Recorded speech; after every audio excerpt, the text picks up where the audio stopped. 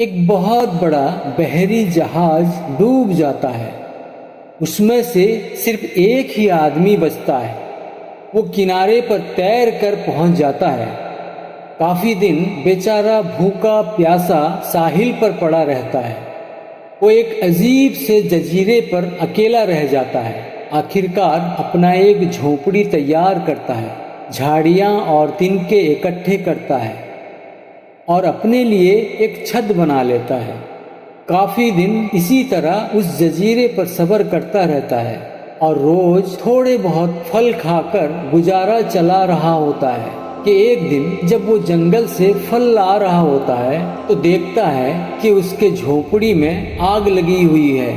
وہ بہت دل برداشتہ ہوتا ہے اور سوچتا ہے کہ اے خدا، میرے ساتھ ایسا کیوں کر رہا ہے۔ وہ بہت روتا ہے اور روتے روتے سو جاتا ہے۔ جب اس کی آنکھ کھلتی ہے تو دیکھتا ہے کہ ساحل پر ایک بڑا بحری جہاز کھڑا ہوا ہے۔ وہ بہت خوش ہوتا ہے اور اس کی طرف بھاگتا ہے۔ بحری جہاز میں سوار ہو کر وہ ان سے پوچھتا ہے کہ انہوں نے ادھر کا رخ کیسے کر لیا۔ تو وہ اس کو بتاتے ہیں کہ انہوں نے جزیرے سے دھواں اٹھتے ہوئے دیکھا تھا اور وہ سمجھ گئے کہ کسی کو ان کی مدد کی ضرورت ہے۔ اس آدمی نے دل میں اپنے رب کا شکر ادا کیا کہ اس کا گھر جل گیا، مگر اس میں اپنی بھلائی پوشیدہ تھی۔ جو کچھ بھی آپ کے ساتھ ہوتا ہے اس پر پریشان مت ہوں۔